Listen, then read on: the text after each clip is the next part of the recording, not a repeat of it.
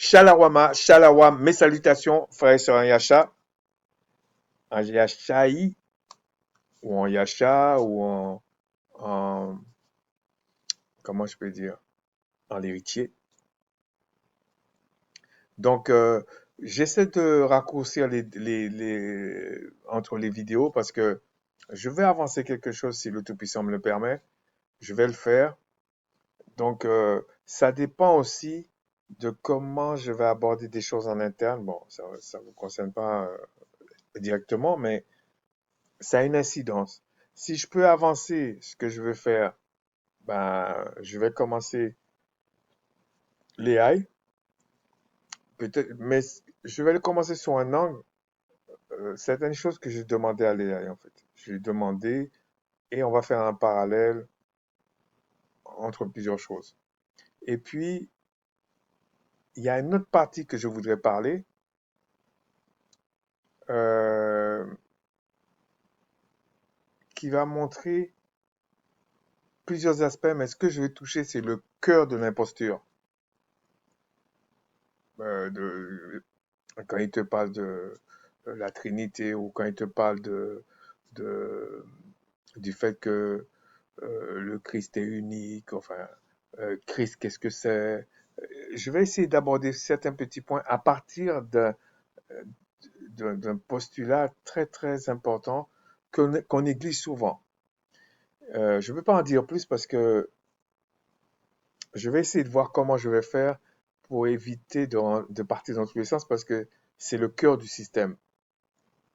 En tout cas, une partie du cœur du système. Euh, J'espère que vous allez bien. J'espère que malgré tout ce qu'il raconte à droite à gauche, que votre foi soit ferme.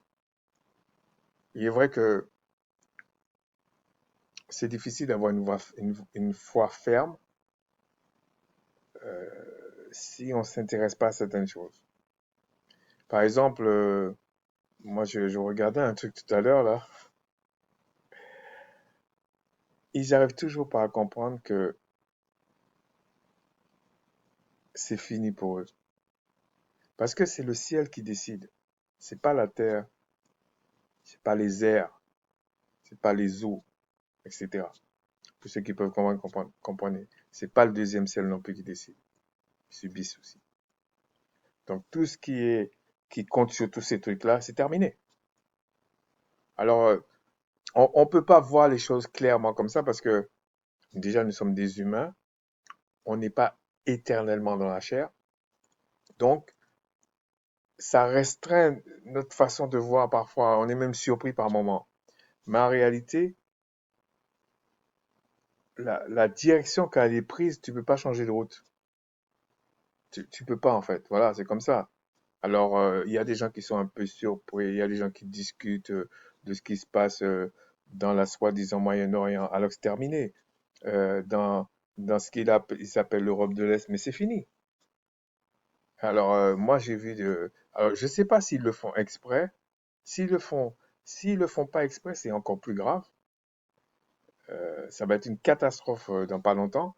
Mais s'ils le font exprès, ça veut dire qu'ils prennent les gens pour des imbéciles. Alors, ils sont sur des plateaux de télévision, et ça, c'est une arme aussi, hein. Et puis, ils affabulent, ils racontent n'importe quoi. Et les gens ne se rendent pas compte que quand la réalité leur montre le contraire, ils changent de veste sans aucun scrupule. Mais c'est ça la défaite. La défaite aussi a cet aspect-là. Ça veut dire que tu n'as plus de dignité, tu n'as plus rien en fait. C'est fini. Et là, ils sont en train de jouer la carte. Alors, pendant un bon moment, ils nous ont joué la carte. L'Iran, bon, constate que c'est pas vraiment ça non plus. C'est même plutôt le contraire de ce qu'ils avançaient. Et là, ils s'étaient calmés avec la Russie et tout ça. Maintenant, ils repartent parce qu'il y a eu quelques drones qu'on a lancés et tout ça. Mais avant de parler comme ça, c'est-à-dire que quand quelqu'un tape un mur et ne change jamais, c'est qu'il est idiot. Il a beau dire, oui, je fais ça pour ça. Non, t'es un imbécile en fait. Voilà, c'est ça la vérité. Quand je dis imbécile, dans le sens que tu connais rien aux choses célestes, spirituelles. Tu connais pas. Donc, tu penses que c'est un jeu. Mais un jeu qui, malheureusement, euh, est quand même grave parce que il n'y a pas que des pertes humaines. C'est des civilisations qui sont englouties comme ça. Alors, euh, mais je vous dis toujours, le vrai problème de l'Occident, ce n'est pas l'Iran ou la Russie. C'est pas ça leur problème. Le problème, c'est que déjà spirituellement, l'Europe n'a aucune ressource sur la terre. Et les gens qui sont spirituels comprennent ce que ça veut dire. Et c'est pour ça qu'il a fallu qu'ils se déploient dans certaines zones dans le monde pour garder une certaine illusion qui sont peut-être bénis, qui ont peut-être des choses. Mais même là, ça se renouvelle pas. C'est pas comme s'il y a un puits sans fond. C'est pas comme ça. Donc, ils sont en train de jouer des scénarios, tout ça. Ça veut dire que c'est des acteurs. Donc, les acteurs, ils ont quoi? Même, oui, les gens vont dire, oui, ils ont des armes. Oui, mais sur le plan spirituel, ce sont des armes en plastique qui sont là. Ce sont des jouets. C'est comme, pour faire une parallèle, c'est comme ce qu'on appelle l'enfer. Les gens, enfin, toujours les mêmes, ils ont laissé croire que l'enfer, alors, ils ont essayé de mystifier les choses, on va dire comme ça. C'est-à-dire que ils ont dit, ouais, tu meurs, mais en même temps, tu souffres. OK? Donc, ça veut dire que tu vas souffrir éternellement, soit. Mais si tu souffres éternellement, ça veut dire que tu ne meurs jamais. Tu ne meurs pas, en fait. Alors que les Écritures, c'est pas ce qu'ils disent. Oui, tu vas souffrir, mais tu vas être détruit. Parce que quand l'esprit du Créateur se retire de toi, tu redeviens le néant. Tu redeviens des ténèbres.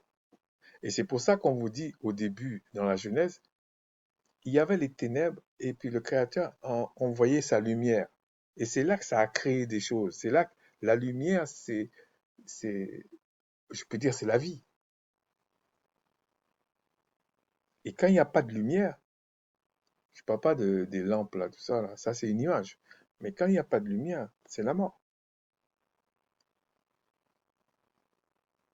Alors, les gens vont dire oui, mais tu sais, avec la technologie, on peut quand même avoir de la lumière et vivre dans,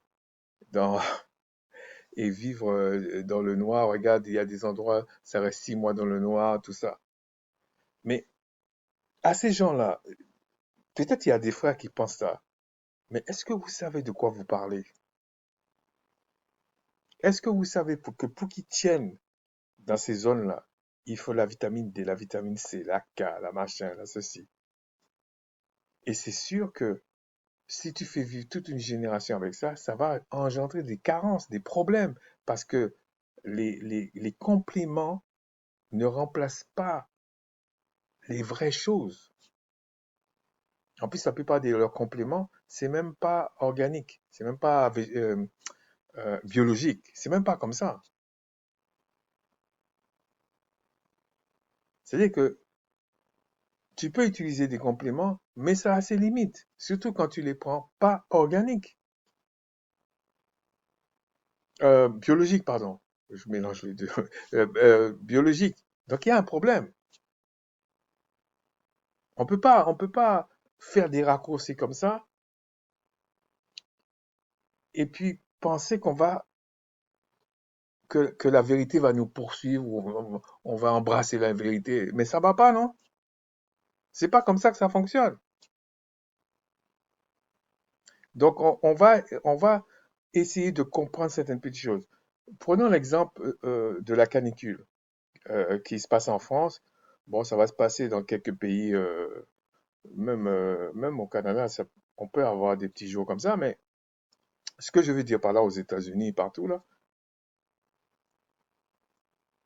mais ils vous parlent de canicule, d'accord, mais Ces températures-là qu'ils ont, admettons qu'ils ont 40 degrés.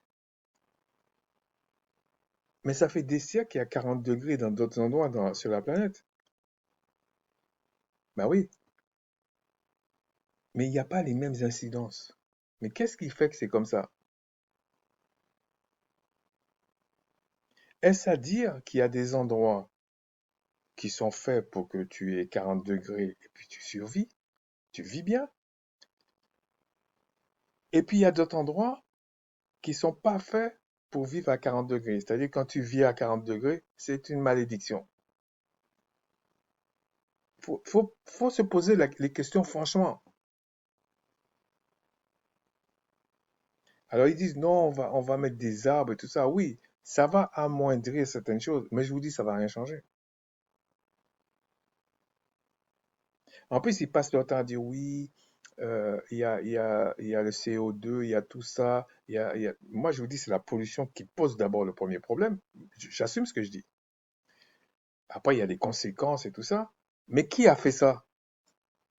Parce que moi, je veux bien qu'on dise que ça concerne la planète, ça concerne la Terre entière, ça concerne toutes sortes de choses. Oui, d'accord. Mais qui a fait ça? Et est-ce que ceux qui ont fait ça peuvent changer? Je dis que non. J'assume ce que je dis. C'est pour ça que je dis je. Par la grâce du Tout-Puissant, c'est parole contre parole. Je vous dis, ça va rien changer.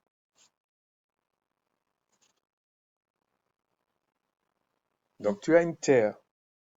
Tu te prends pour le centre du monde, mais la terre où tu peux vivre, tu peux plus vivre, parce que ça commence à devenir chaud de plus en plus. Et dans cette terre-là, il n'y a pas de ressources. Et tu continues à penser que tu es supérieur à un tel, qu'il n'y a jamais une race comme toi sur la terre, qu'il y a ceci, il y a cela. Ça va Ça va être de moins en moins difficile de soutenir ce genre de raisonnement. Et vous allez voir, ils vont commencer à pleurnicher. Mais les autres civilisations ne vont pas pardonner ça. Parce que c'est comme ça que ça fonctionne. C'est une question d'esprit. C'est une question d'entité.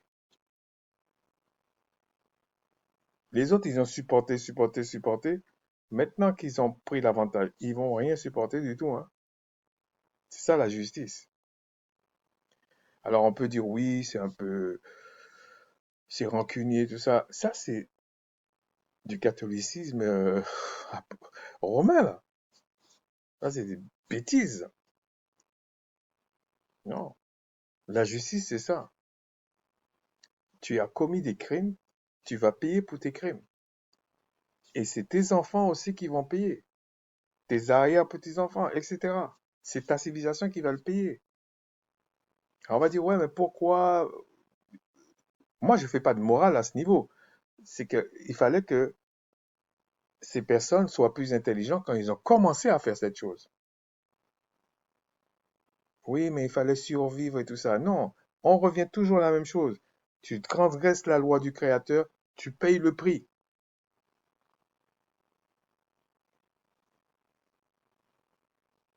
Ou tu restes à ta place.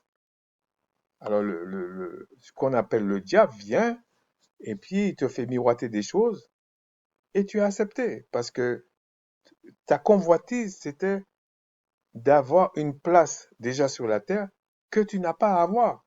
Tu n'es pas le premier de la classe. C'est comme ça.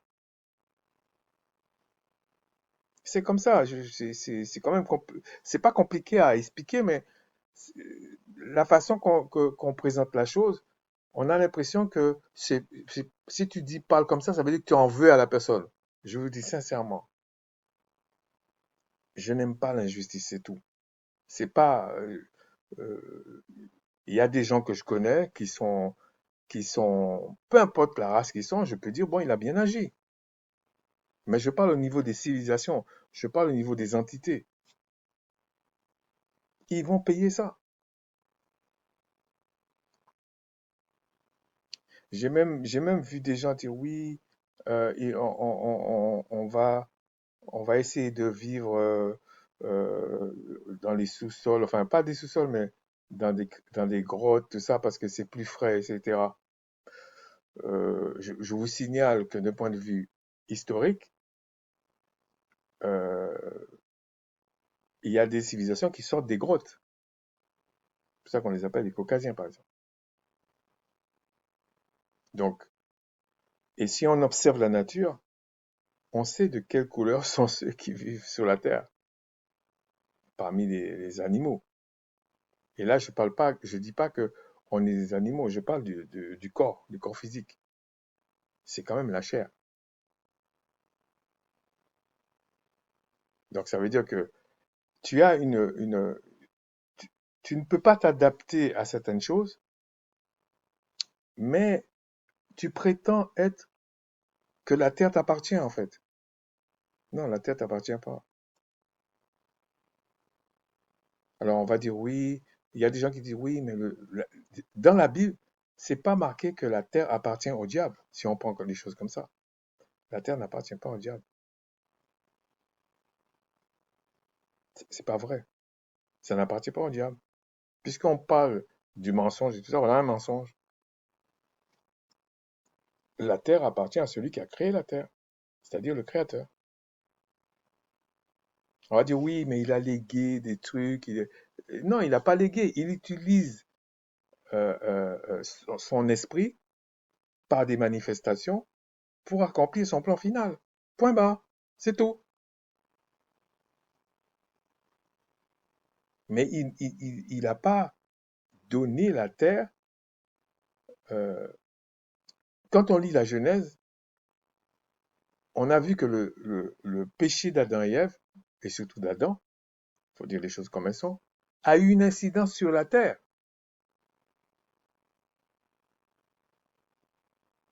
Donc, si on prend les choses comme ça, ce n'est pas parce que le diable mentait, péchait, faisait des choses comme ça, que la terre était maudite. Non.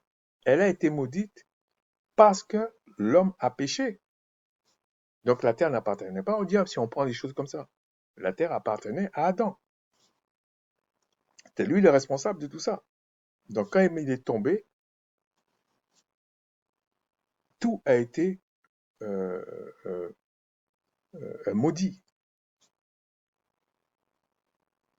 De même que lorsqu'il y aura une nouvelle terre et un nouveau cieux, la terre appartiendra au deuxième Adam. Oui, c'est ça l'héritage, l'héritier. Tout appartiendra. Le royaume des cieux, c'est ça. Donc, il ne faut pas non plus. Oui, c'est vrai, ce qui est difficile à comprendre, c'est que, comme je vous ai dit, le temps est fixé par le Créateur. Ce n'est pas fixé par les manifestations. Ce n'est pas fixé par l'héritier. Non, ni par les héritiers.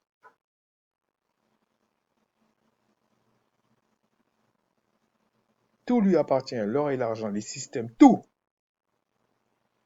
Il a tout donné ça à l'héritage, à son héritage, à ses héritiers.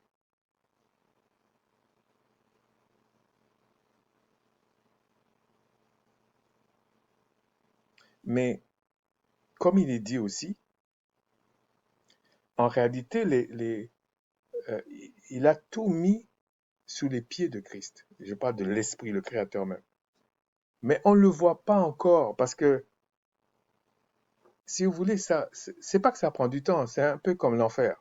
C'est pas que ça prend du temps. C'est sa sagesse qui fait que il rase, il construit, il consolide. C'est comme ça. Donc, quand il parle de la mort, quand on parle de la mort et que les prophètes ont vu le feu, les choses comme ça, déjà, c'est une traduction qu'on a, mais il a exprimé ce qu'il a vu. Mais est-ce que c'est vraiment le feu comme on imagine? C'est une destruction totale. Il en veut plus, il en veut plus. C'est comme ça. Regardez quand, pour finir avec ça, regardez quand il dit Adam, Si tu manges de ce fruit, bon, on va pas parler de ça, mais tu mourras certainement. D'accord? Et la vraie traduction, je vous ai dit, c'est culturel, c'est même spirituel, c'est tu mourras, tu mourras. On lui a pas dit tu mourras tout de suite, parce que sinon, si on faisait ça, dans la culture spirituelle, ils allaient dire tu mourras, tu mourras, tu mourras. Donc là, ils pouvaient mourir dans un jour, 2 secondes, un an, mais ça allait être très très court, même au niveau euh, du temps des hommes. Mais le fait qu'il a été dit tu mourras, excusez-moi, tu mourras, même Adam, dans sa spiritualité, devait comprendre que c'est pas tout de suite. Et il est probable que c'est pour cela que le diable est venu dire non, il raconte des trucs, des cracks, des ceci, et que Adam et Ève ont, ont désobéi.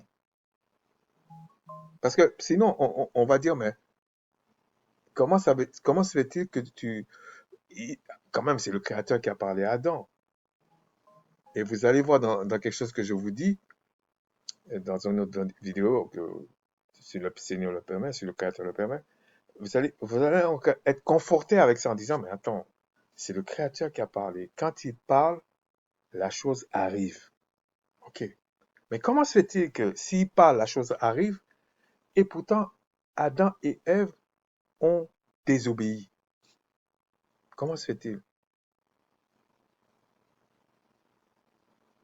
Et quand le diable parle, pourquoi c'est la parole du diable qui s'est accomplie quelque part? Parce que c'est le diable qui vient, on va dire l'entité de la mort en fait, vient, parle à Adam et Ève, surtout à Ève, mais c'est un peu pareil, et il influence même Ève par rapport à Adam. Donc ça veut dire que sa parole a supplanté la parole euh, de la vie. Comment se fait-il? Et il y a des gens qui vont faire des vidéos pour dire ah, c'est une contradiction. C'est pas une contradiction, c'est que tu n'as pas étudié la chose et que tu ne comprends pas ce qui s'est passé. Au lieu d'être humble, dire je comprends pas, ça paraît être contradictoire, mais je comprends pas. Ne va pas tout de suite à des conclusions. La sagesse, l'intelligence, tout ça, sainte, n'a pas été donnée à la terre. Donc quand le diable fait ça, parce que c'est la mort qui parle, le chef du diable, on va dire, de ce qu'on appelle l'adversaire, c'est l'esprit de la mort. C'est lui qui va être détruit en dernier. Donc c'est lui le chef. C'est pour ça que parallèlement on dit, Yashai, c'est lui le chef de la vie. C'est lui la vie. Mais les deux sont deux manifestations. Et c'est tout un système. Donc quand les prophètes, ils ont vu, ils ont dit, ah, ce qu'ils ont dit est vrai. Mais on n'a pas tous les livres et toutes les explications. Sûrement, il y a des gens qui ont dit, mais attends, je comprends pas. Jean, tu dis, attends, je comprends pas. Euh, tu parles de l'AGN. Christ, tu parles de l'AGN, je comprends pas. Sûrement, ils ont expliqué. Et si c'est si terrible que ça, c'est pas que tu meurs et puis c'est fini. Bon, que ça, au moins, il y a certains qui ont compris. Mais c'est que tu meurs, t'as plus l'esprit de vie en toi, et ça prend des siècles à l'image du temps d'un homme. Ça peut prendre un siècle, ça peut prendre 2 siècles, ça peut prendre 3 siècles, ça peut prendre 4 siècles, où tu es à l'agonie jusqu'à devenir le néant. C'est une horreur. C'est ça la mort. La destruction, c'est ça.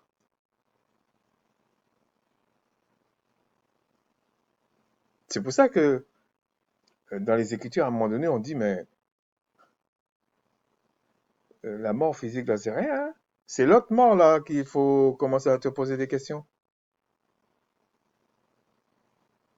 Et si tout le monde comprenait ça, il y aurait trop de personnes qui allaient chercher à se convertir.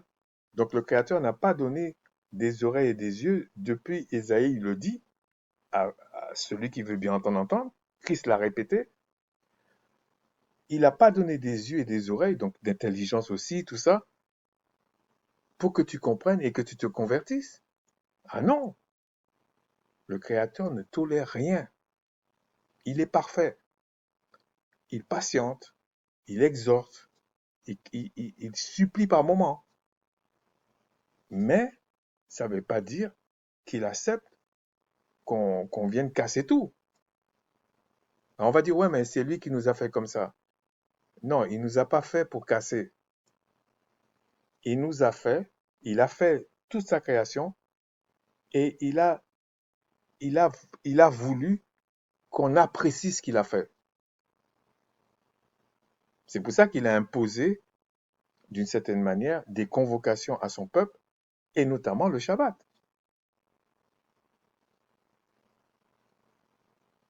Il y a certains là qui sont sur la terre qui ont pour père le diable, il faut dire les choses comme elles sont, hein, la mort même, et qui prétendent être le peuple élu. Ça, c'est un blasphème contre le Saint-Esprit, là. Hein. Ça va jamais être pardonné, ça. Donc, pour continuer, j'espère que ça va pas prendre beaucoup de temps, là. On va aller dans Exode 26, et voilà ce qu'il est dit. Je vais essayer d'aller le plus vite possible. Il y a Deutéronome qui dit la même chose, 5:20, parce qu'il y a une petite nuance dans le mensonge. Ici, on vous dit, tu ne porteras point de faux témoignages contre ton prochain. Et je vous dis, il y a la même chose dans Deutéronome 5:20. Regardez, il est là. Mais le faux témoignage, il y a beaucoup de choses qui ont été dites dans une simple petite phrase. Faux témoignage contre ton prochain. Il n'a pas dit faux témoignage contre le monde entier. Effectivement, si tu ne dois pas rendre de faux témoignages contre ton prochain, tu ne vas pas le faire contre un étranger non plus. Mais ce n'est pas contre l'étranger. Ce n'est pas ce qu'il dit. Le faux témoignage, c'est même criminel. Parce que tu remets en cause ton propre frère que le Créateur a dit non, je le bénis. Parce que la loi, c'est ça. Quand il révèle la loi à Macha, c'est pour dire que vous êtes tous à moi, vous avez tous péché, voilà comment ça se passe, on va pas raconter tout là, voilà comment ça se passe. Mais moi, ce que je te demande, c'est que les faux témoignages, tu arrêtes ça. Ton frère, tu dois aimer ton frère comme toi-même. Il n'a pas dit plus que toi-même ou moins que toi-même, comme toi-même. Parce qu'en fait, sur le plan spirituel, le peuple forme un. Donc en réalité, c'est un peu stupide. C'est-à-dire que si tu n'aimes pas l'autre membre, c'est comme si tu t'aimes pas toi-même. Mais tu vas pas dire que tu aimes ton pied plus que tes yeux. Ou tu vas aimer, je sais pas moi, tes cheveux plus que ta barbe. C'est ridicule. Si tu t'aimes, tu aimes tout ton corps.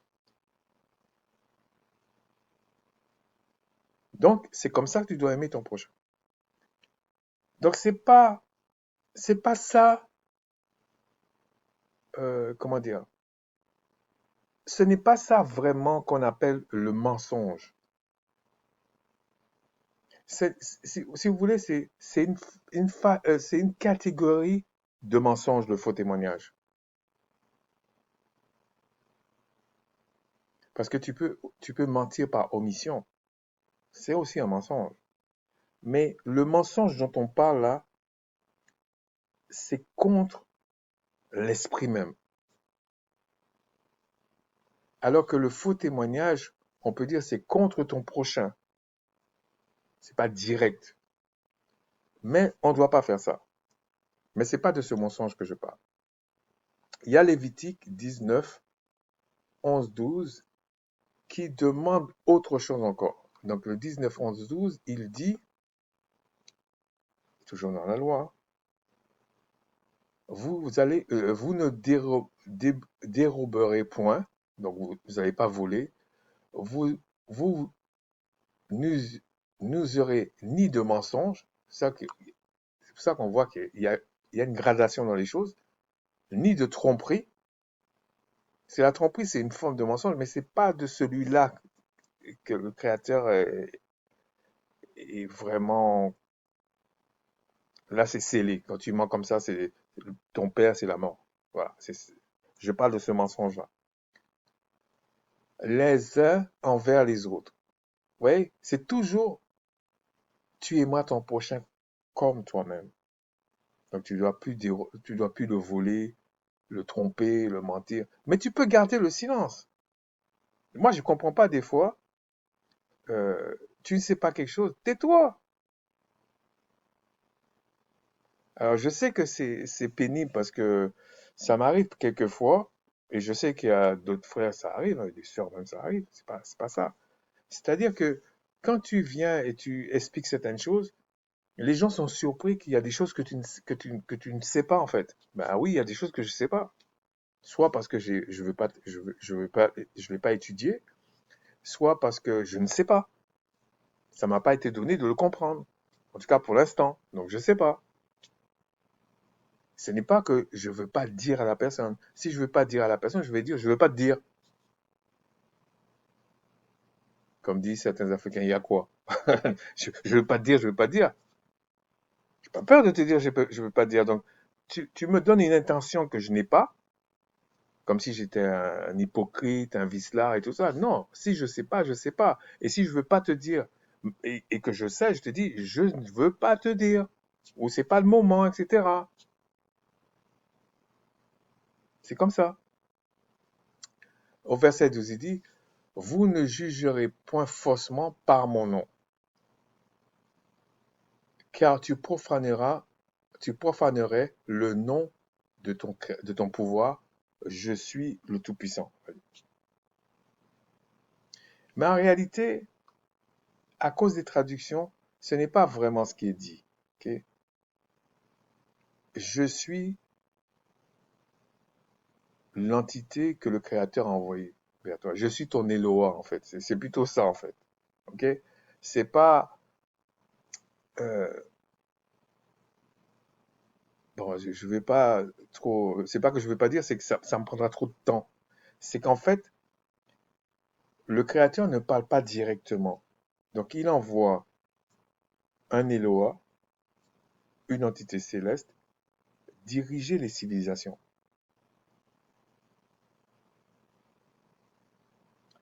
Et dans l'Ancienne Alliance, l'esprit de prophétie qu'on a donné à l'Eloah de la vie, c'est lui le Saint Christ qui est venu en chair, en fait. Parce que ça le concernait. S'il y a du feu dans la maison, c'est le chef de la maison qui doit se battre. C'est ça un vrai chef. Mais il doit agir de telle manière pour sauver la maison. Donc Christ est venu pour sauver la maison, réconcilier les deux royaumes, etc. Royaume du Nord, royaume du Sud, du Nord et du Sud. Et il devait le faire de telle manière pour vraiment sauver le royaume, selon la loi du Créateur.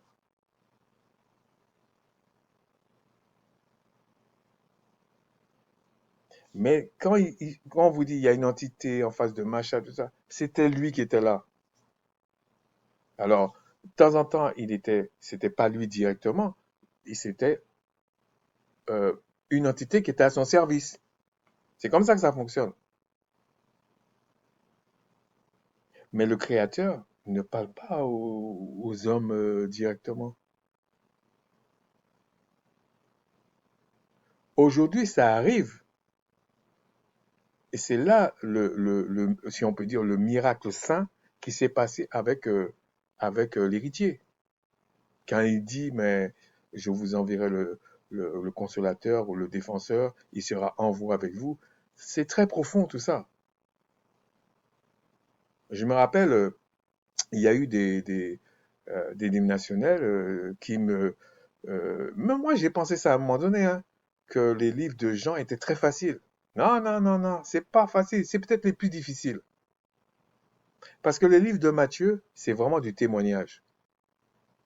Mais les livres de Jean, c'est différent.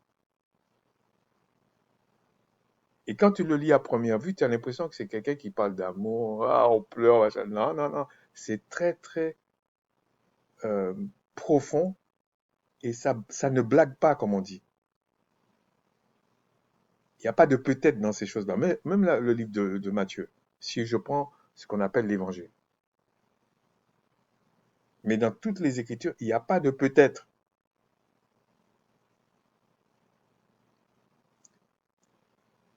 Ensuite,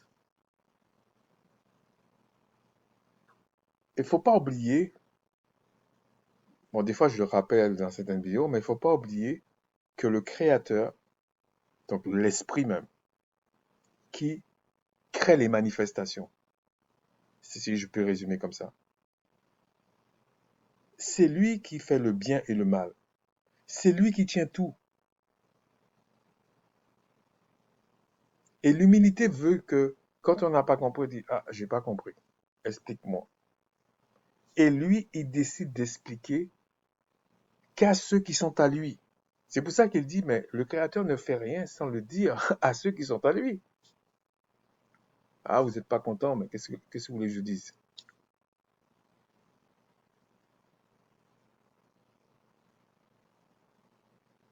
Il y a quelqu'un qui m'a raconté un truc. Non, je ne vais pas le dire. Je ne vais pas le dire parce que ça va. C'est pas un truc qu'on dit sur Internet. Mais bref.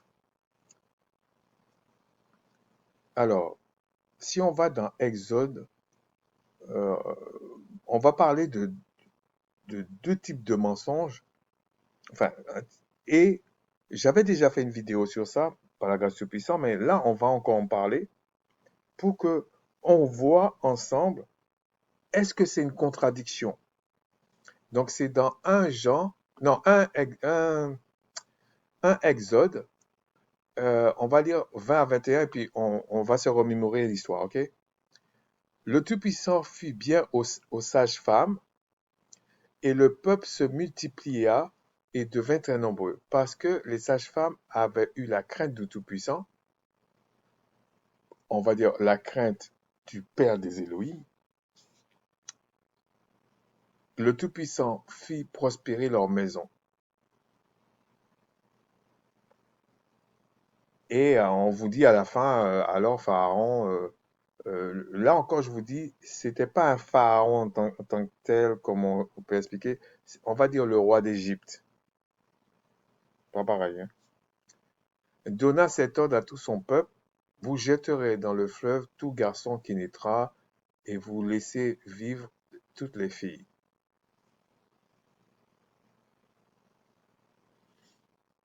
C'est-à-dire que même là, on peut expliquer pourquoi vivent toutes les filles et pas les hommes. Mais c'est pas l'objet. Ok, c'est pas l'objet. Ce qui est plus intéressant, enfin, ce qui est intéressant dans le contexte qu'on va parler, c'est le fait que le Créateur a fait du bien aux sages-femmes. Mais pourtant, quand on lit l'histoire, les sages-femmes ont menti au roi d'Égypte. Parce que le roi d'Égypte leur avait demandé, il faut tuer les bébés, et spécialement les garçons.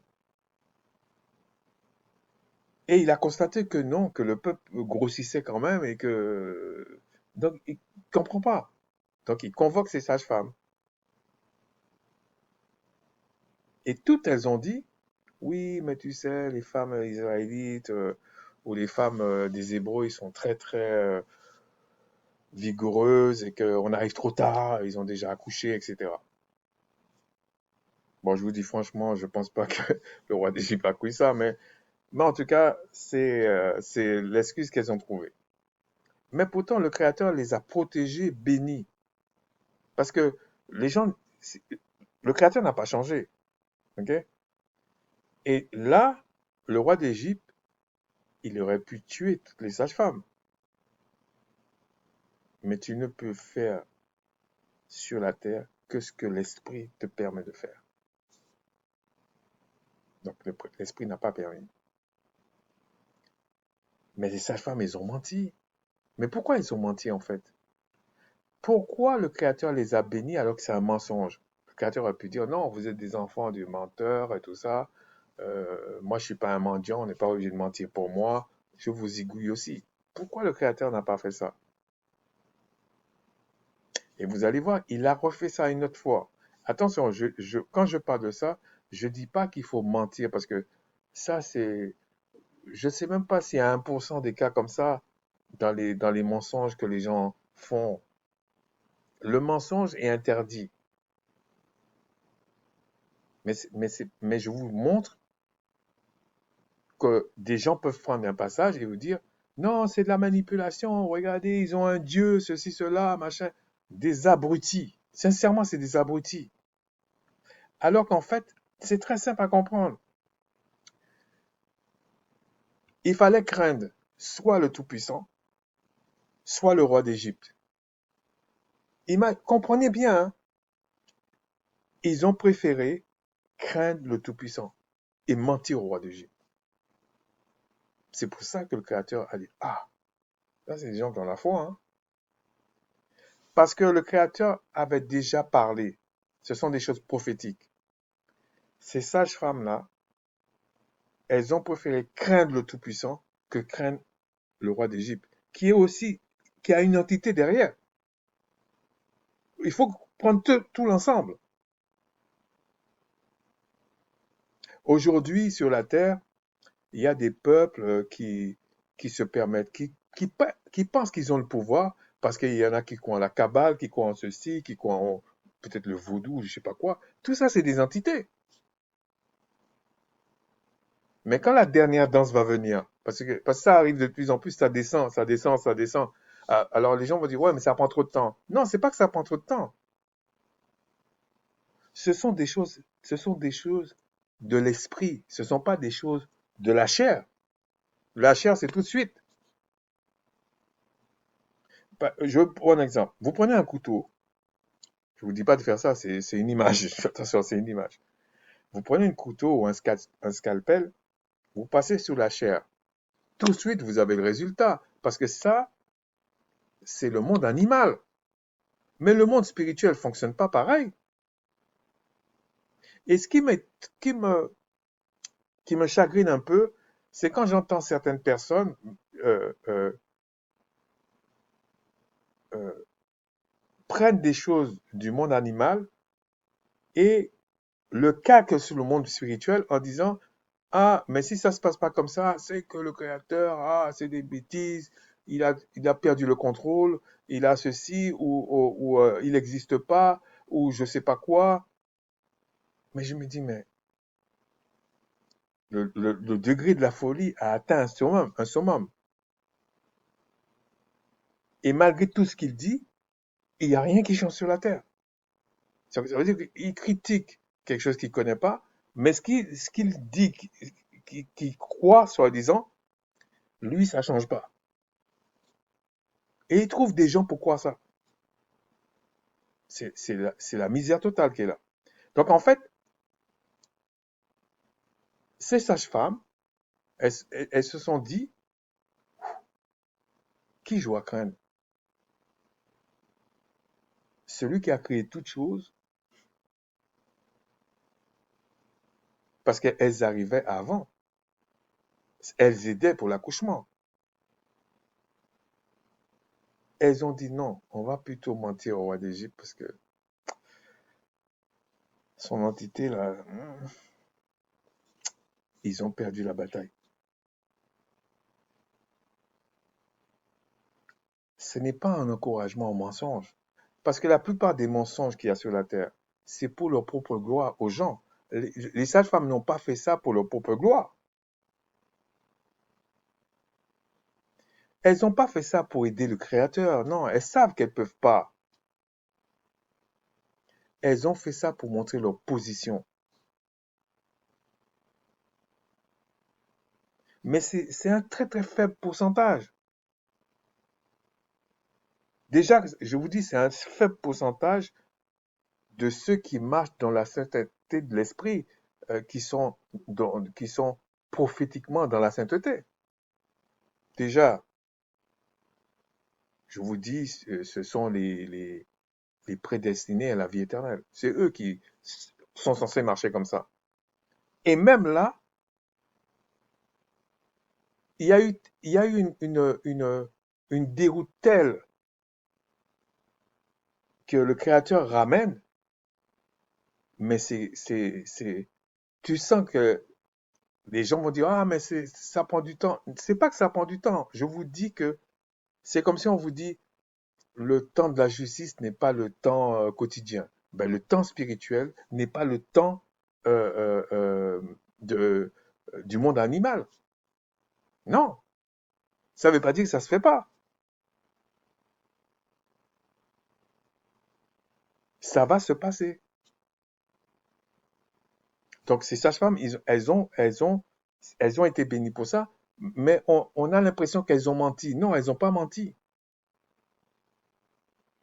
Oui, il y a eu la faiblesse humaine dans le sens que elles ont menti au roi d'Égypte, mais c'est parce que elles ne voulaient pas s'opposer au plan du Créateur. Elles allaient être expulsées, et détruites complètement, si on peut parler à la manière des hommes comme ça. Il y a aussi le cas de Rahab. Bon, je vais prendre un exemple. Je ne vais pas raconter l'histoire parce que vous allez dans Josué 2, mais on va voir dans Jacques 2, 25. Alors, dans Jacques 2, 25, voilà ce qu'il dit. Rahab, la prostituée, ne fut-il pas également justifiée par les œuvres parce que lorsqu'elle a reçu le message et qu'elle les fit partir par un autre chemin? Rahab a menti. Mais là, Jacques dit, ah, le Créateur l'a bénie. Elle a même été justifiée. Vous vous rendez compte le mot justifié là? Pourtant, elle a menti. Déjà, elle était une prostituée. En plus, elle ment.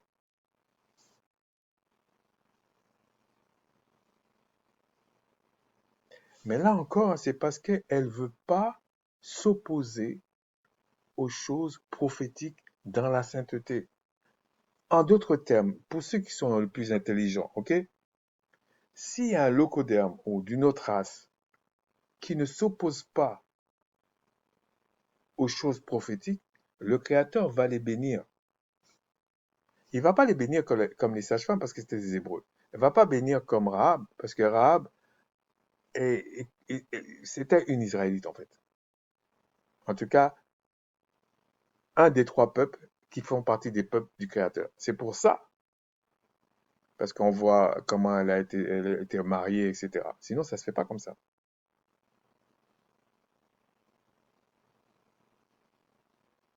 Et regardez, les deux fois, c'est vrai que ce sont des femmes qui représentent la terre.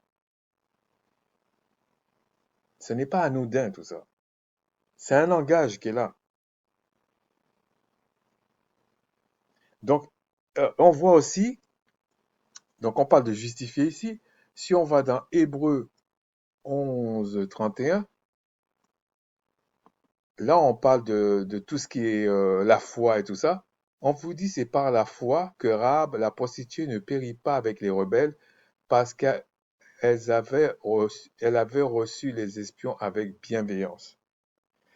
Parce que Josué avait envoyé des espions pour la terre promise et, euh, et elle a protégé ces espions-là. Donc, et le Créateur l'a béni. Et dans la Bible, est-ce qu'on va le voir ça?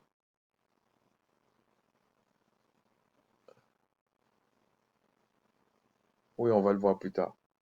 Et dans la Bible, il y a des choses qui sont affirmées et on vous fait croire que si les sages-femmes ont menti, Rahab a menti et qu'elle a été bénie, ça veut dire que leur père est le diable.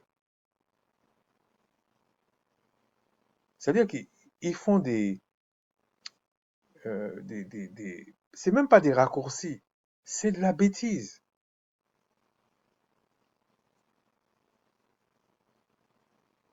Là encore, Rahab,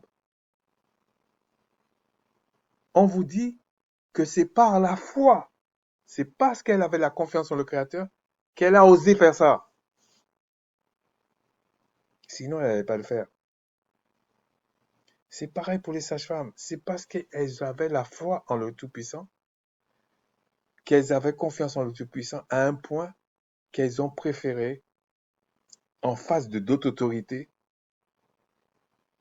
risquer leur peau. Parce que le roi d'Égypte, là, ils auraient pu décider, un peu comme Daniel, quand on a jeté Daniel dans la fosse au lion, il a préféré braver le roi de Babylone, il a préféré perdre la vie. Mais il a retrouvé la vie. Les sages-femmes, pareil, Rahab, pareil. Mais c'est pas des mensonges parce qu'ils croyaient qu'ils étaient les plus beaux, les plus belles, qu'ils pensaient qu'ils étaient supérieurs aux autres, qu'ils pensaient que je sais pas quoi, sur leur petite personne, etc. Non, c'est pas ça. Parce qu'en face, le roi d'Égypte aurait pu claquer des doigts, on coupe toutes les têtes, surtout à cette époque.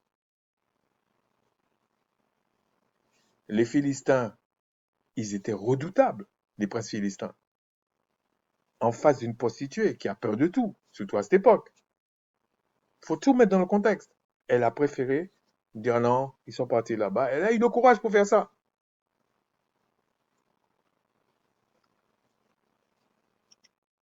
Donc, ce que je veux dire par là, c'est qu'on ne parle pas c'est pas ça le mensonge. On va voir ce que c'est le mensonge. Déjà, on va aller dans 1 roi 22, 19, 23. Je ne vais pas tout le lire parce que on avait vu une vidéo une fois sur ça, mais c'est juste pour rappeler. Alors, il y avait le prophète Michée euh, qu'on ne voulait pas entendre parce qu'il venait, il venait avec des prophéties. Chaque mois, il dit, oh là là, lui, c'est un oiseau de malheur. À chaque fois, il ouvre la bouche. C'est que nous, ce qu'on fait, c'est pas bon, etc., etc. Euh, D'ailleurs, il faut se méfier quand les gens vous disent certaines choses. Analysez la chose au lieu de dire c'est un oiseau de malheur et tout. Souvent, c'est pas le cas. Souvent, c'est pas le cas, mais ça peut arriver, hein. Mais souvent, c'est pas le cas. Il faut analyser ce que la personne dit. Voilà. S'il dit la vérité, il dit la vérité.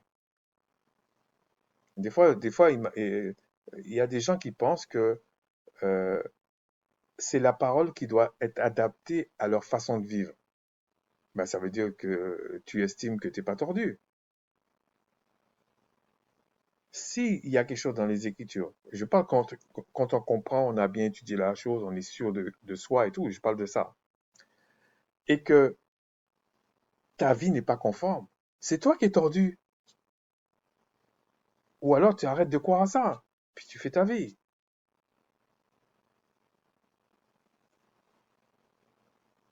Alors il dit, et voilà, et j'ai vu le Tout-Puissant, donc, assis sur son trône, et toute l'armée des cieux se tenant auprès de lui, à sa droite et à sa gauche.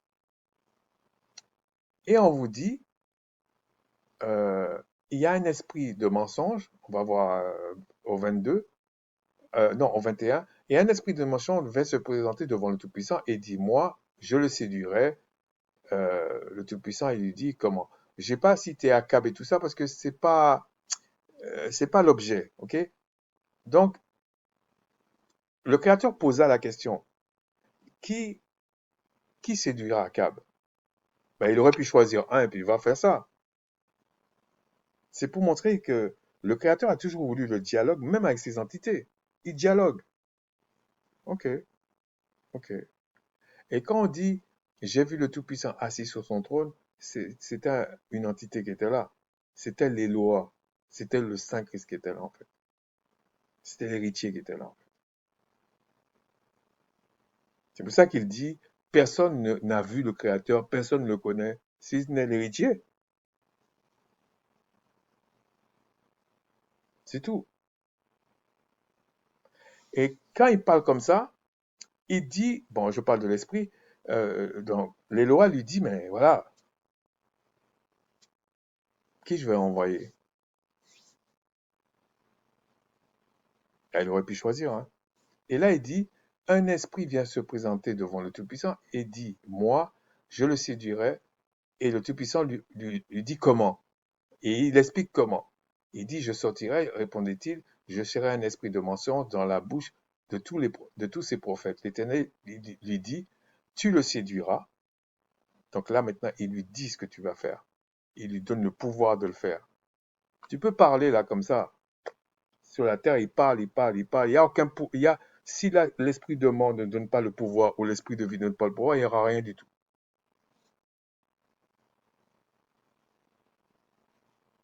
Il va se faire que du mal, c'est tout. Voilà. Et là, il dit, bon, je sortirai, je fais comme ça, je fais comme ça. Et l'Éternel lui dit, bah, tu le séduiras. Donc, il confirme. Et tu en viendras à bout. Sœur, et fais ainsi. Et tu en viendras à bout. Quand il dit ça, c'est qu'il lui donne le pouvoir. On va voir, il lui donne à la manière des Hébreux, là, c'est le dabara, d'après les conventions que j'utilise. Les Grecs allaient dire, je lui donne le logos pour le faire. C'est ça la parole créatrice qui est là. Donc ça, on parle ici d'esprit de mensonge. C'est un esprit qui est à la gauche. Okay? Quand on dit à la fin, il y aura de nouvelles terres, nouveaux cieux, et l'esprit de mort va disparaître, c'est lui le chef, ça veut dire que tous les autres vont disparaître. L'esprit de mensonge aussi va disparaître. Ça ne veut pas dire que l'esprit dans son entièreté ne peut pas remanifester ça. Mais à un moment donné, il va mettre ça à néant.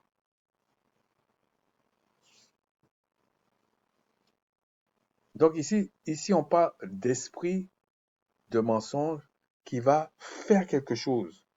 Et pour que les prophètes prophétisent le mensonge. Vous vous rendez compte que ce qu'il dit là, c'est-à-dire que les prophètes même, ils vont voir la chose, ils vont pouvoir faire des miracles, ils vont confirmer les choses vont se passer comme ils disent, mais c'est un mensonge. C'est ça les Grecs allaient dire, c'est ça le logos.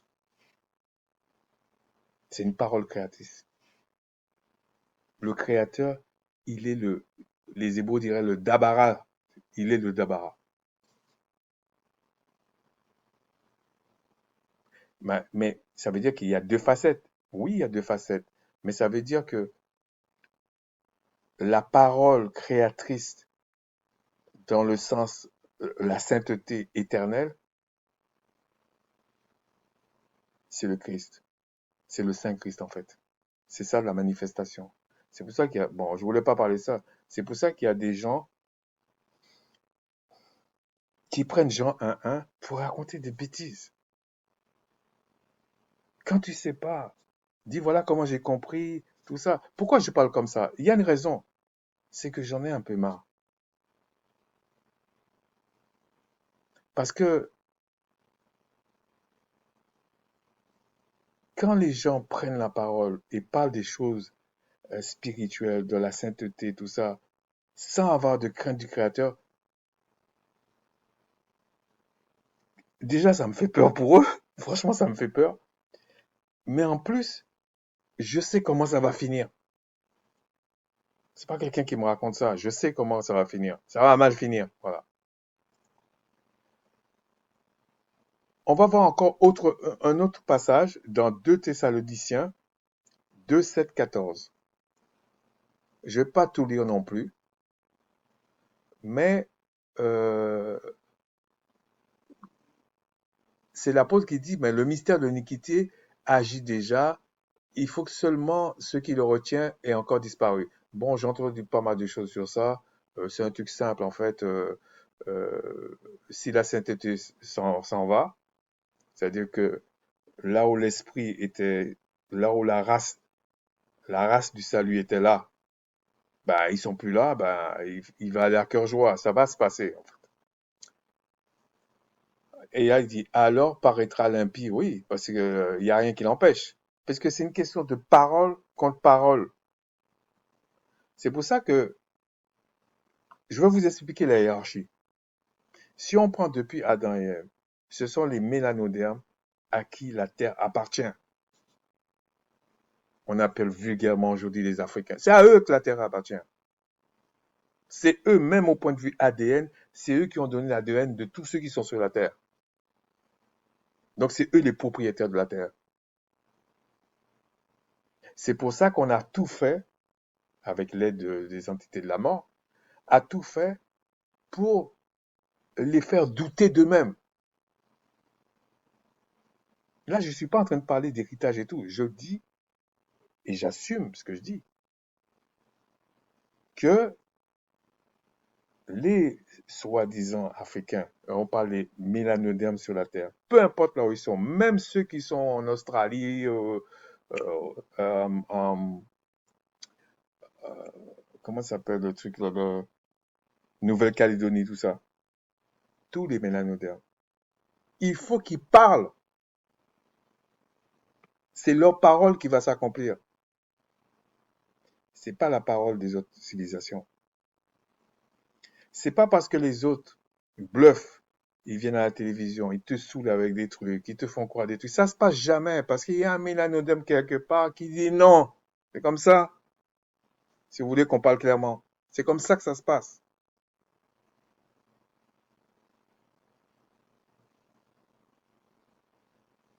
Pour que ce que dit les autres civilisations se passe, il faudrait qu'il n'y ait aucun mélanodème sur la Terre.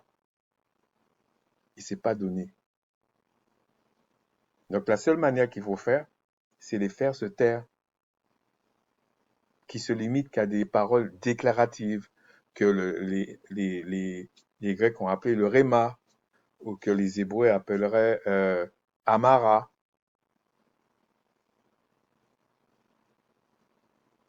C'est comme ça que ça fonctionne. Donc ils viennent, ils parlent, ils parlent, ils parlent. Les chefs de famille mélanodermes, surtout ceux qui appartiennent au Créateur, ils doivent parler. Ils doivent pas laisser les pensées, les inspirations des enfants du diable l'envahir. Oui, ça peut être difficile au début, mais à la fin, non. Ça n'empêche pas que la loi du Créateur s'accomplira toujours.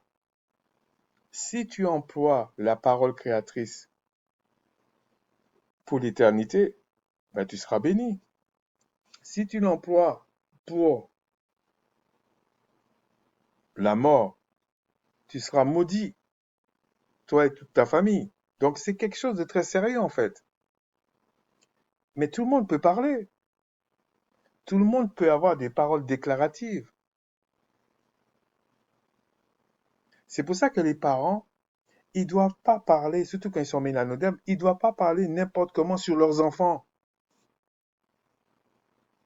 Ils vont les tuer.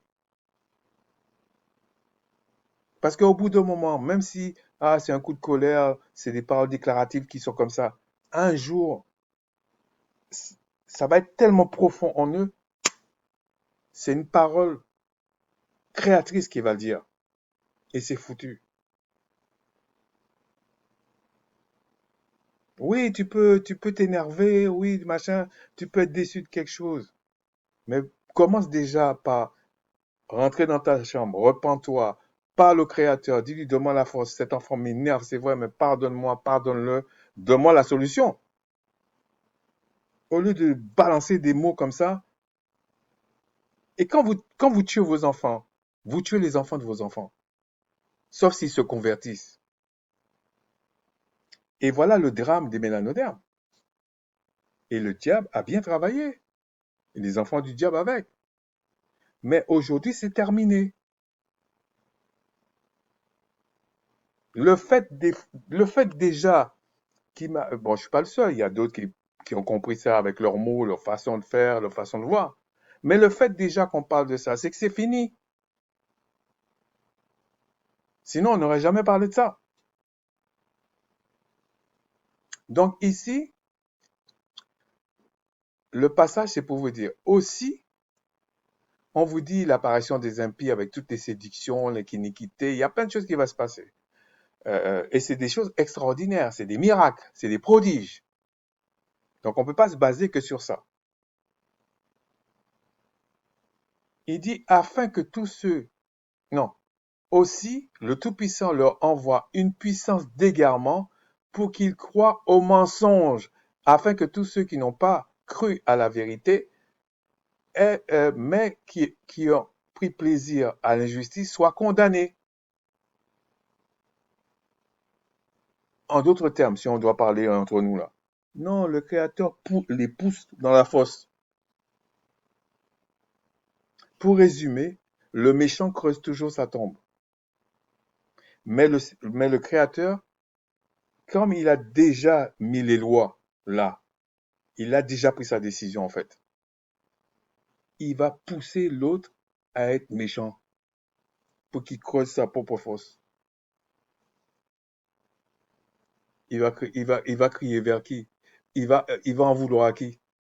Mais c'est toi qui as creusé ta tombe, non? Qu'est-ce que tu veux qu'on fasse?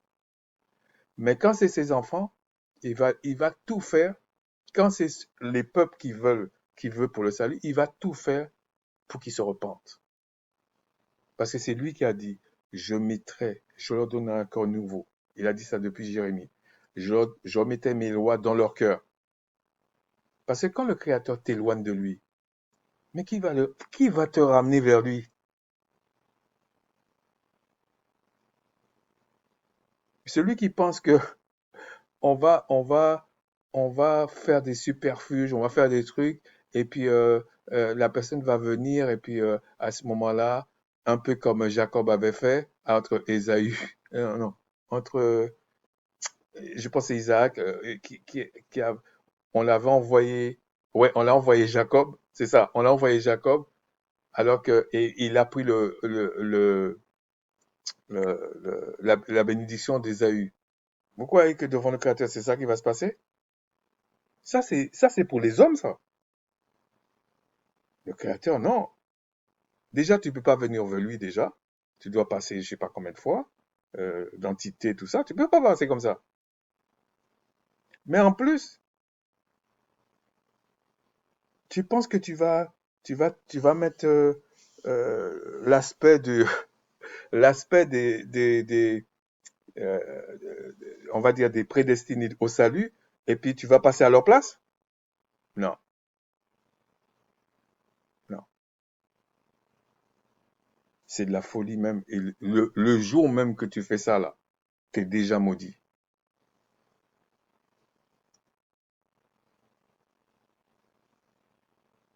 Donc, ce que je voulais dire, c'est que c'est le Créateur qui envoie un esprit d'égarement.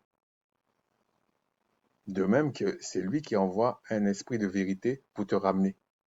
Donc, c'est lui qui envoie l'égarement. C'est lui qui fait tout. Donc, moi, ce que je vous parle de mensonge, voilà ce que c'est. Dans Jean 44, dans Jean 8, 44, 48. Alors, voilà ce qui se passe. Christ dit, on va dire à partir du verset 43, 8, 43. Pourquoi ne comprenez-vous pas mon langage? OK? Parce que vous ne pouvez écouter ma parole. Alors, ma parole ici, je pense que c'est... attendez, je vais essayer de voir si je peux. C'était pas prévu ça, hein. Mais à chaque fois, je dis ça et puis... Bon, on va pas se refaire, hein. Non, c'est pas ça. Alors, on va aller dans... Je vais faire en direct, parce que ça va aller plus vite. Alors, une grecque.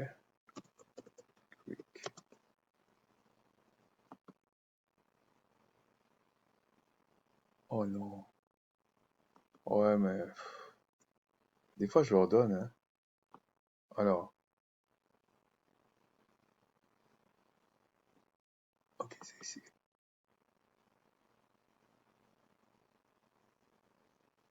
Hmm, John 8,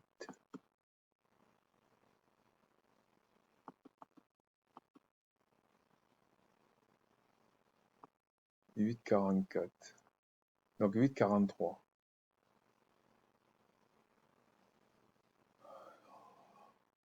Si c'est pas moi, je cherche un mot. Ok.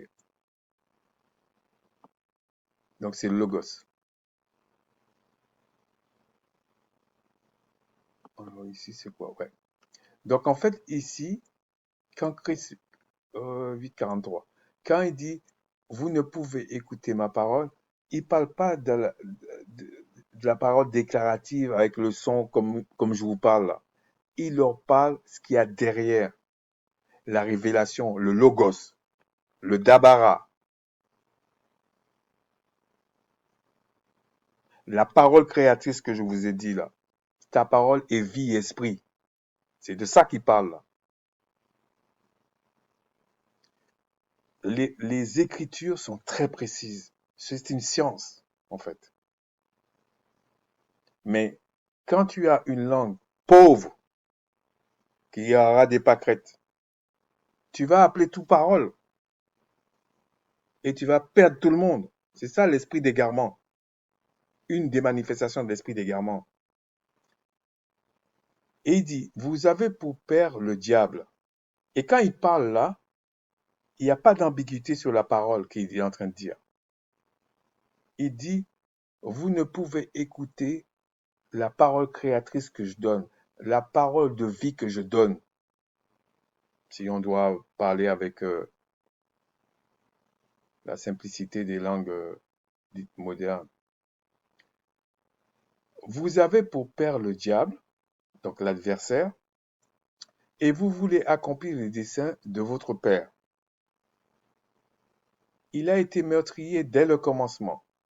Alors là, il faut comprendre spirituellement. Ça ne veut pas dire que c'est cet esprit-là qui parle à ces païens, on va dire,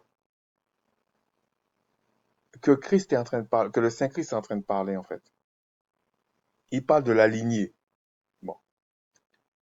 Il se tint pas dans la vérité parce qu'il n'a pas de vérité en lui. C'est pour ça que je vous dis, il y a la mort et la vie. Dans la vie, il n'y a pas la mort. Dans la mort, il n'y a pas la vie. Et la mort a pour destinée, a pour destination, a pour, comment dire, a pour, oui, a pour destinée la destruction. La vie a pour destinée l'éternité.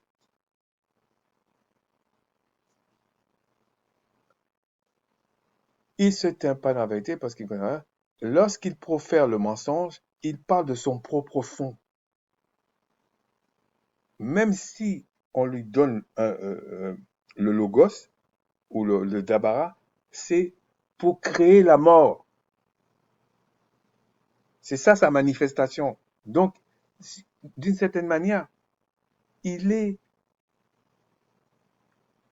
si je peux employer ce mot-là, mais je ne veux pas employer ce mot parce que je ne veux pas tomber dans n'importe quoi, mais il est, il est exalté, il est très content parce que c'est son propre fond qui est là. Mais ça lui fait, comme dit les Écritures, au début, tu, tu manges, c'est comme du miel, mais à la fin, là, ça te détruit. Tu regrettes même. Il n'y a pas de paix pour toi. Et il dit, il parle de son profond car il est menteur et le père du mensonge.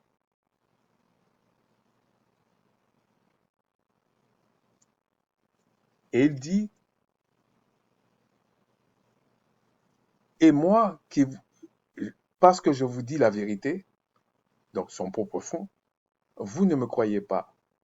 Qui me convaincra de pécher si je dis la vérité? Pourquoi ne me croyez-vous pas?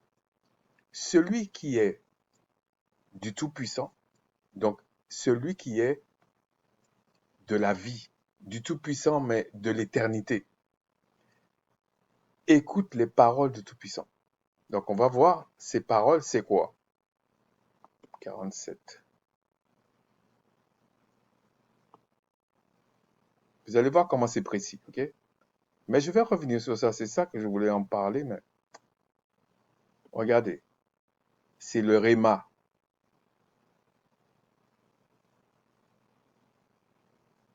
Ouais, c'est le Réma. Donc ici, il dit, celui qui est du Tout-Puissant, ou du moins celui qui est du Père, ok? On va dire comme ça va être plus précis. Écoute les déclarations du Père. Ça veut dire que le son, l'inspiration, la pensée du Père lui est parvenue, soit par songe, par vision, par son envoyé, par ses prophètes, etc. Vous n'écoutez pas parce que vous n'êtes pas du Père. Parce que les Grecs, ils mettaient théos partout, donc on va pas se baser sur ça. Pour eux, c'était un être céleste. Ils savent pas si c'est un Éloa, si c'est ceci. En gros, ils savent pas si c'est un chérubin, si c'est un archange. Ils s'en foutent, ils savent pas. Théos, pour tout le monde. Voilà. Et après, il dit, les Juifs lui répondirent, en fait, ceux de Judée lui répondirent, n'avons-nous pas raison de dire que tu es un Samaritain et que tu as un démon? Parce que pour les Judéens, donc pour le royaume du Sud, le royaume du Nord, c'était ça leur ennemi. Alors qu'en fait, quand Christ vient, il dit, vous les Judéens, vous êtes le peuple, c'est vrai, mais les autres sont vos frères. C'est eux aussi vos prochains, même s'ils sont païens.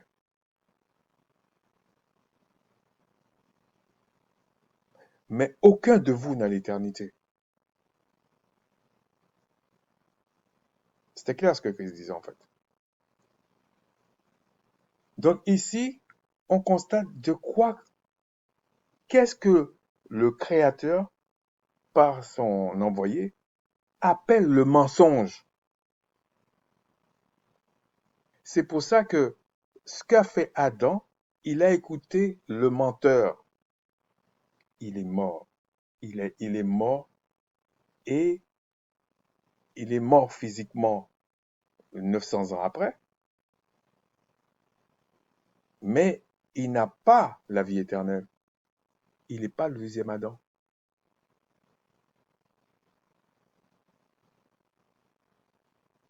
Sauf si Christ les a justifiés, ils vont vivre. Sinon, ils meurent, ils seront détruits. Les deux.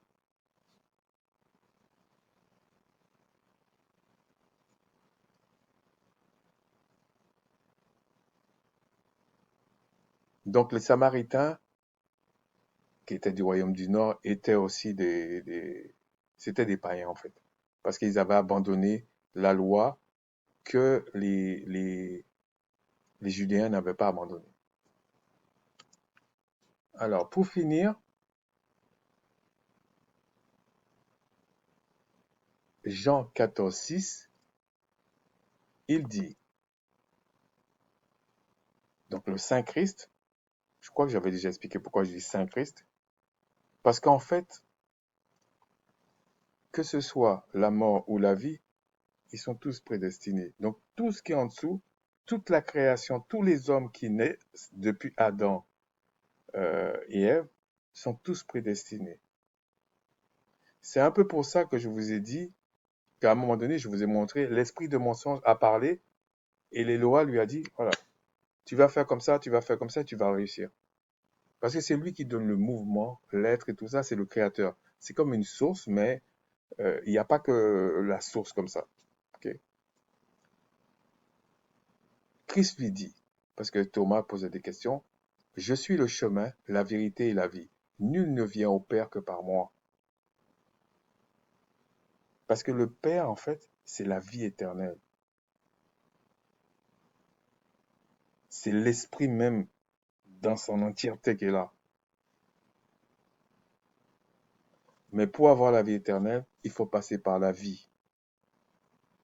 Mais tous sont loin, soit pour la vie, soit pour la mort. Il n'y a pas de préméditation là-dedans. Il n'y a pas de trucs aléatoires. Le hasard, tout ça là, ça c'est la mort. Ça n'existe pas, ça. Et c'est même pas la mort, ça n'existe pas. Voilà, c'est comme ça. Dans Apocalypse 19:10, je vais peut-être pas m'attarder sur un truc, mais je vais quand même vous le dire, ok? 19:10, voilà ce qu'il est dit. Et je tombais à ses pieds pour l'adorer. Mais il me dit, garde-toi de le faire, je suis ton compagnon de service et celui de tes frères euh, qui ont le témoignage de Yashai. Adore le Tout-Puissant, car le témoignage de Christ est l'esprit de prophétie. On va voir d'autres choses. Je croyais qu'on allait lire ça, mais on en parlera une autre fois. Le témoignage de Christ, c'est l'esprit de prophétie. Tu ne peux pas t'opposer. Quand on dit l'esprit de prophétie, on parle des saintes prophéties. C'est pas le mensonge. Donc, tu vas te buter contre ça, tu vas mourir. C'est tout. Et quand je dis tu vas mourir, deux fois, tu vas mourir physiquement et tu vas mourir la destruction, le néant. Donc ici, on dit, bon, je ne vais pas rentrer dans adorer tout ça, parce que là, on parle pas de culte. Parce que eux, franchement, quand quelque chose n'est pas à toi, là,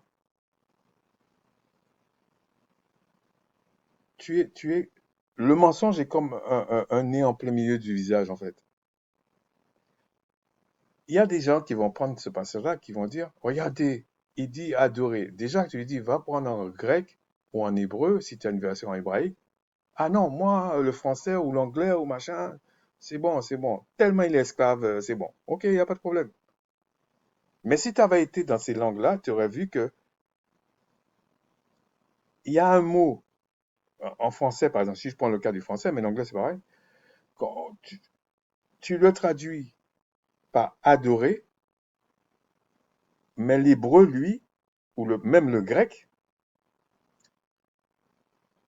il y avait un mot pour culte et un mot pour louer. Et les deux mots dans les langues occidentales, en fait, on va dire, donc la pauvreté même, hein, ah ben là, ils vont traduire par adorer. Et là, tu es perdu. Parce que les deux endroits, ça s'appelle adorer. Alors, si tu tombes sur un spécialiste, il va dire oui, mais on dit la même chose. Toi, tu vas dire, mais là, c'est culte, là, c'est loué. Il va dire oui, alors, adorer, c'est soit le culte, soit loué. Tu vas dire, ouais, mais là, tu m'induis en erreur parce que tu as mis partout adorer, alors qu'il y a des fois c'est culte, donc on constate que c'est une pratique, et là, louer, c'est comme chanter. Et puis ils vont te dire, non, tu n'as pas le droit Par exemple, une femme n'a pas le droit de louer son mari. Bah si, même un mari peut faire l'éloge de sa femme. C'est louer.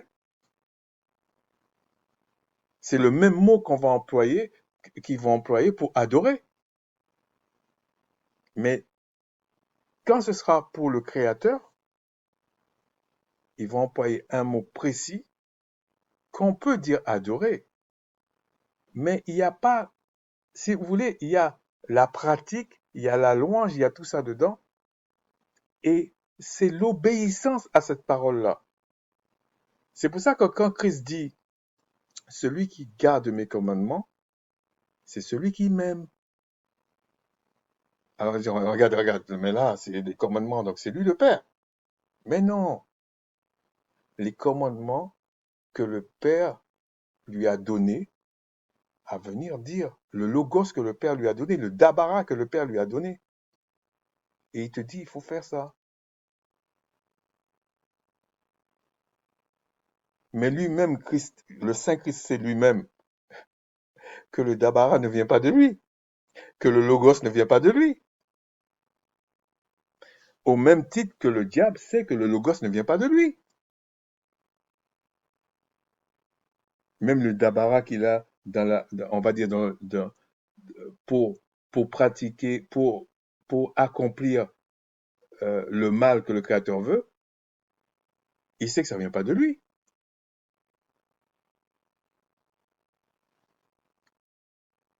Donc on vous dit, et Christ, là, il est l'esprit de la prophétie. Si vous voulez, l'esprit de la vision, l'esprit de la création, l'esprit des choses qui doivent être créées. C'est lui qui a ça. Et il le partage avec qui il veut. Il l'a partagé dans l'ancienne alliance avec les prophètes. Et là, il le partage avec ceux qui ont reçu le salut. Alors on va dire, oui, mais il y a des gens, ils ont des prophéties, mais pourtant tu dis que c'est pas une civilisation. Ouais, mais le diable a aussi des prophéties, hein. Enfin, la mort a aussi des prophéties. Si on peut parler comme ça, des visions, on va dire. Ça va être plus simple, des visions ou des révélations.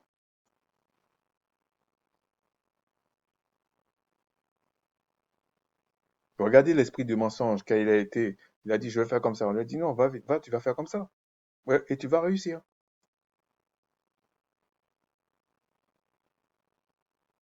Celui qui parle selon la sainteté parle pour l'éternité. Celui qui parle pour la mort, lui, quand il parle, c'est pour créer la mort. Un peu comme il y a des gens là, ils créent des trucs. Il y a une civilisation sur la Terre, c'est comme ça qu'ils sont. Ils créent des trucs, et puis quelques temps après, ah non, il a défoncé tout. On sait d'où ils viennent et on sait où ils vont. Pour finir, on va aller dans Jean 14, 16, 18. Je pensais pas que ça allait prendre autant de temps, mais au moins j'aurais fait le tour de ce que je voulais faire par la grâce du Seigneur. Alors, dans Jean 14, voilà ce qu'il est dit au verset 16. Et moi, c'est ce que je vous disais, si vous m'aimez, gardez mes commandements. On ne peut pas aimer le Créateur sans lui obéir. Et on ne peut pas euh, euh, l'obéir sans connaître ses lois selon son esprit de sainteté, selon on va dire, son logos, ouais, selon son logos, mais de sainteté. On peut pas. Donc, tous ceux qui veulent s'amuser, qui aiment bien se montrer, tu les vois dans des vidéos, un peu comme Chris disait, ils sont dans la rue, là, ils prient, ils sont là, et autres aussi. Je vise personne en particulier, mais ils ont leur propre gloire. C'est comme ça. Donc, dans Jean 14, voilà ce qu'il est dit, Jean 14, 16. Et moi, je prierai le Père. Il n'a pas dit je prierai le Créateur ou le Théos, tout ça. Le Père. Donc, il parle de la sainteté. Et il vous donnera un autre consolateur. Bon, là, c'est paraclet en grec ancien, mais ils auraient pu très bien dire et il vous donnera un autre défenseur. Parce que paraclet veut dire consolateur, mais il y a aussi un aspect de défenseur. Un peu comme une mère. La mère, par rapport à l'enfant, c'est la douceur, mais elle va défendre son enfant, etc. C'est un peu ça. Enfin, ça ne veut pas dire que l'homme ne défend pas, mais je veux dire le côté maternel de la douceur et de côté ça ne veut pas dire que l'homme n'a pas de douceur, mais je veux dire, même l'enfant, il le sait. Quand, surtout chez les mélanodermes, quand l'homme parle, la basse qu'il y a dans la voix, l'enfant même comprend très bien quand on lui dit va au lit, et il va, hein, il y va. Parce que là, alors que quand c'est la mère, là, il négocie. Bon, est-ce qu'on peut en vouloir aux enfants? Est-ce qu'on peut en vouloir aux hommes, aux femmes? Non. C'est des enseignements, il faut comprendre. Alors, il vous donnera un autre consolateur, ou un autre défenseur, afin qu'il demeure éternellement avec vous. S'il dit éternellement, ça veut dire qu'il n'est pas reparti. Ok? Il est venu, c'est pour l'éternité. Mais tu n'es pas encore parfait. Mais l'éternité a commencé. Verset 17. L'esprit de vérité. Vous vous rappelez au début, enfin, au début de la vidéo, là, quand je vous parlais de l'esprit de mensonge, l'esprit de vérité, etc. Là, c'est l'esprit de vérité. Si on revient au cas de Michée, qu'on n'acceptait pas, et puis qu'il y a un esprit qui est venu pour parler au prophète, comment je vais faire? Il parle à l'Éloa, et je vous dis, c'était le Saint-Christ qui était là. Il parle à cet Éloa. Ils sont à droite, à gauche. Pour les, ceux du salut. Bien sûr, c'est l'esprit de vérité, mais je ne vais pas rentrer dans les détails. Ce sont des esprits qui sont à la droite, qui viennent nous parler. Qui sont à sa droite, qui viennent nous parler. Ce ne sont pas des esprits de mensonge. C'est pour ça qu'il dit l'esprit de vérité.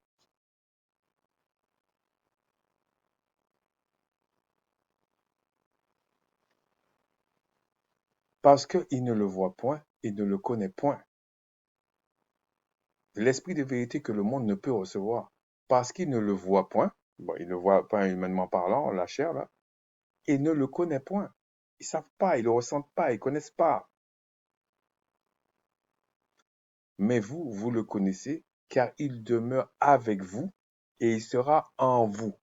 Je ne vous laisserai pas orphelin, je viendrai à vous. Ah ouais, regarde, c'est marqué orphelin, donc c'est le Christ. C'est fatigant. Au sens large, quand on dit orphelin, ça ne veut pas dire que tu es le père de la personne.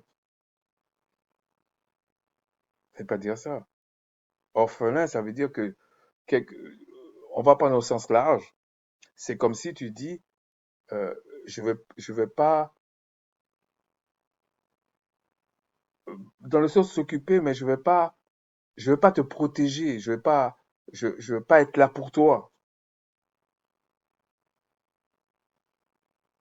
Alors, ceux qui jouent le rôle le plus souvent dans ce domaine, c'est les parents.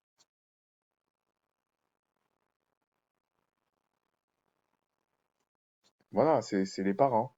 Mais quelqu'un peut dire, je suis orphelin de ma race, parce que je suis dans un pays, il n'y a personne de ma race là-bas. La personne peut dire ça. Mais on va dire, mais qu'est-ce qu'il raconte? Il dit n'importe quoi. Mais il parle la langue mieux que toi, c'est tout.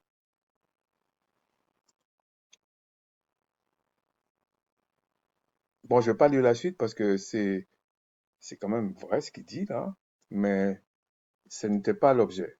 Ce que je voulais dire, c'est que il y a bien la manifestation de la vérité et la manifestation du mensonge. Et ce n'est pas parce que ces femmes, en l'occurrence sages, ces femmes sages, ces sages-femmes, pardon, et Rahab ont menti qu'ils avaient pour père le père du mensonge, c'est-à-dire la mort. Parce qu'on dit le diable là, mais c'est la mort le chef. Faut le citer. Que les gens qui n'ont pas reçu cette science disent le diable, mais nous, on doit dire l'esprit de vie, l'esprit de mort. On doit citer les choses comme elles sont. Sur ce, je vous dis Shalawama, Shalawam, mes salutations. La prochaine fois, je vous dis, j'essaie d'aller le plus vite possible parce que je vais faire, si le Tout-Puissant me le permet, si le Père Céleste me le permet. Soit je sais pas dans quel sens je vais le faire. Sincèrement, ce serait malhonnête de ma part. Mais comme j'ai promis, plaise à lui de m'aider, parce que en interne, je voulais voir certains aspects de l'intelligence artificielle, l'AI. Bon, j'ai pris l'habitude de dire l'AI maintenant, donc c'est difficile, c'est compliqué pour moi de dire l'IA. Je trouve ça grotesque, mais bon, mais c'est l'IA, bon. Et, euh, et donc, ou alors je vais vous parler d'un mot. J'ai essayé de citer certaines choses là pour vous montrer que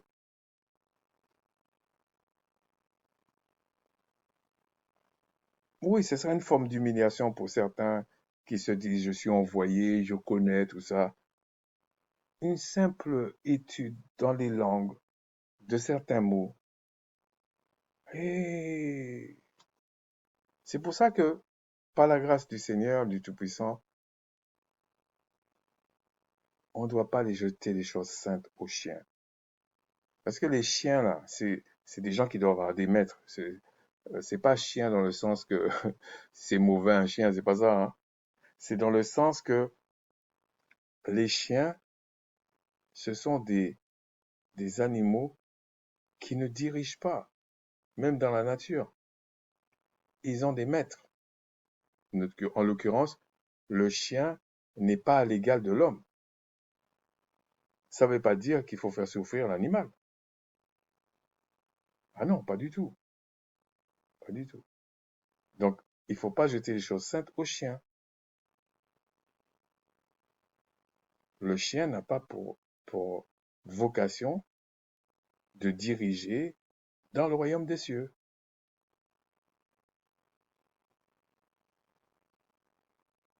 Sur ce, je vous dis Shalawama, Shalawam, mes salutations.